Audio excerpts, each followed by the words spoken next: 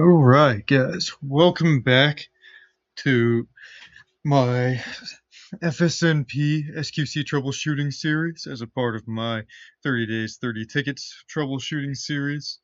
You know the deal from the last video.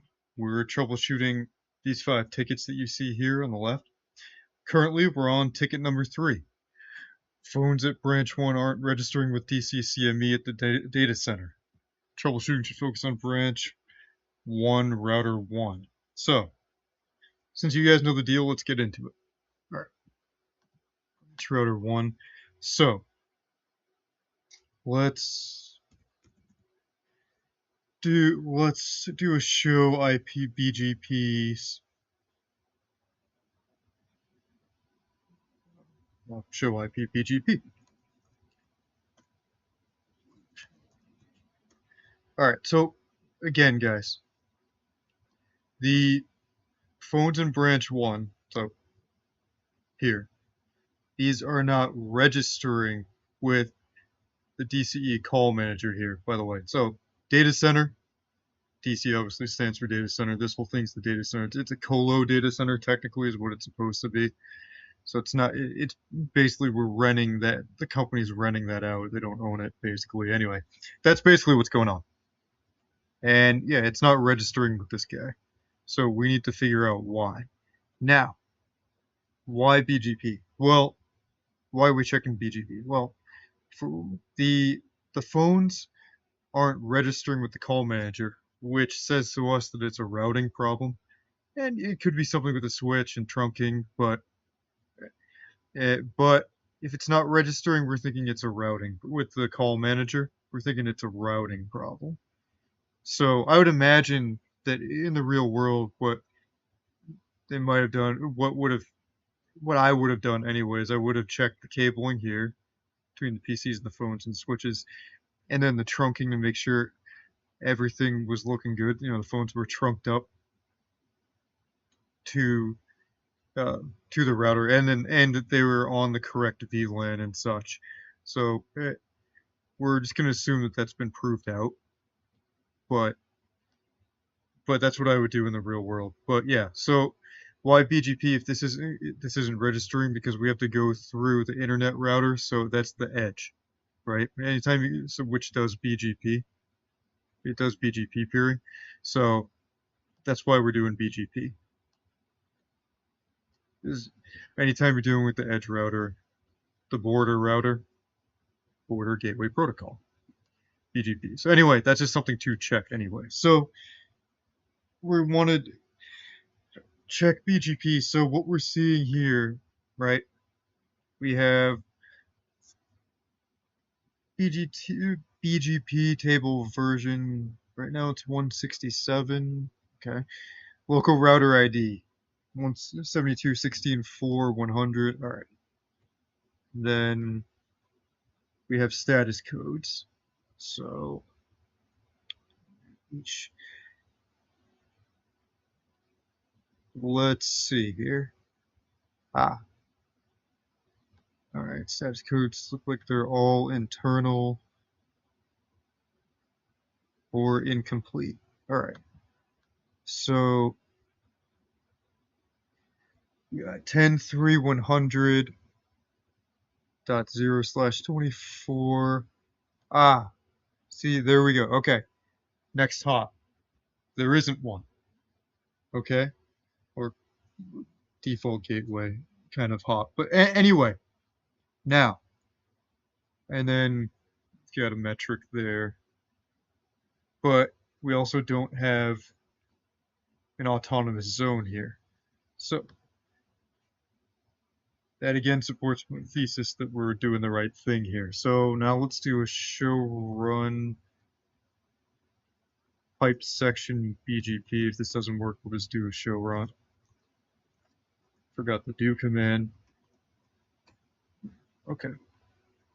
Beautiful. Okay, so we've got, let's see here. Router BGP 65003. Okay, autonomous zone. Log neighbor changes, no sync. Neighbor 172.16.4.1, remote AS 100, network 10.3.100.0. mask /24. Okay, so now let's go.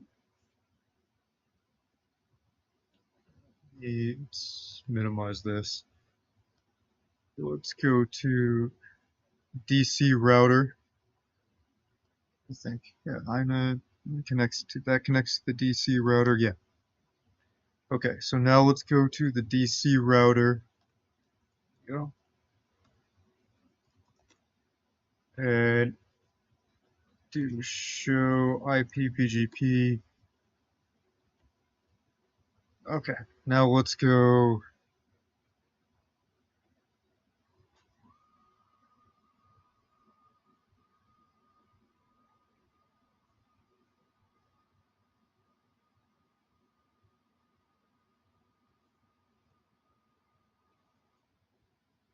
Okay.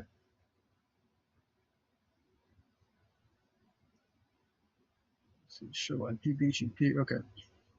Got it.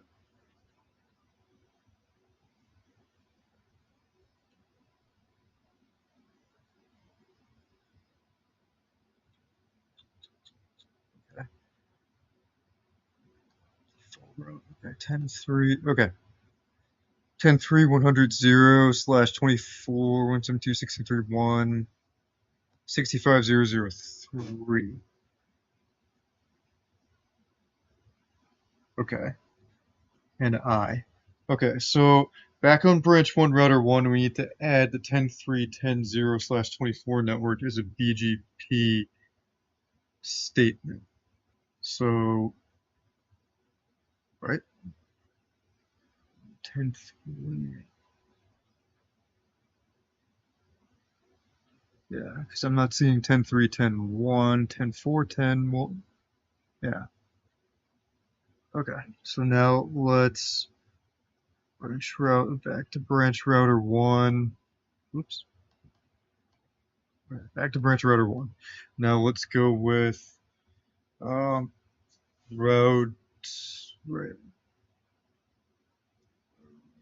router BGP 6503, because that's the autonomous zone we want for this, which is missing 10.3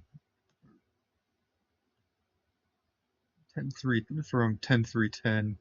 Well, 10.3.10 is missing. So let's also do network 10.3.10.0 mask 255.255.255.0.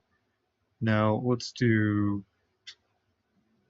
router BGP 65003. Let's do network 10.3.10.0 mask 255.255.255.0. Yeah, okay. So now let's do show IP BGP. Okay. So let's see, 10.3.10. There she is. 10.3.100. There she is. We're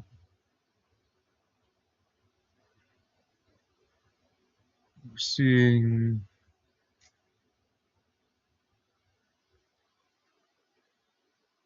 172.16.4.100 at the top. We want 10.3.10.0 and 10.3.100/24 with the next hop of all zeros, the default route hops. And 10.3.10.0, 10.3.100/, and that is what we are seeing. And we want the weight of 32.768, I believe. That's how it was. I think that should be correct. Okay, so let's do that. Save it up real quick. Now let's go to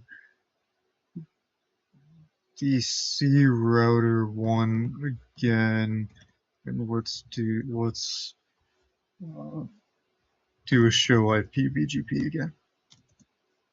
So same deal. We want to look for the same address as 10.3.10.100 and 10.3.100, 10.3.10.0 and 10.3.100.0, both /24. We want to see 172.16.3.1 and 172.16.3.1 on both of them with, and autonomous zone of 65003 for both of them, and we do. Okay. So the 172.16.3.1, that's the next hop route that we want for me. So basically, that's the static route that we want to make all of this work. And everything looks pretty good there. So let's see if these phones are registering. Let's see if these BGP propagations are working. So let's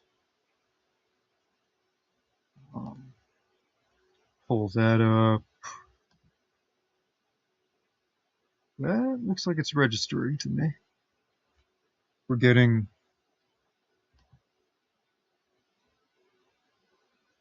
because we're getting a time and stuff, and we're getting a dial tone, which is great. Which is great. And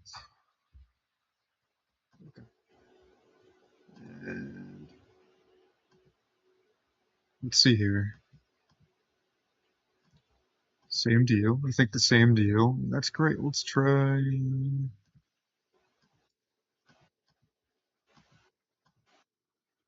It's working. The phone made a call.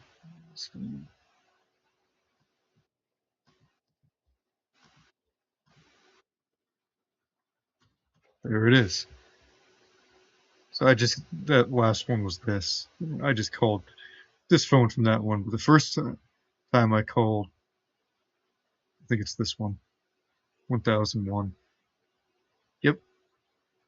So even a different branch, it worked. So the phones both registered in branch one. So that is evidence that the BGP propagations worked and that the ticket is actually resolved.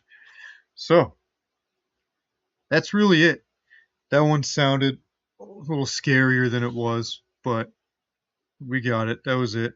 And that's how you get phones to register. So ticket number 3 resolved. Easy, boom, done. Thanks for watching, guys. And come level up with me in the next video. We'll cover ticket number 4. Thanks. Bye.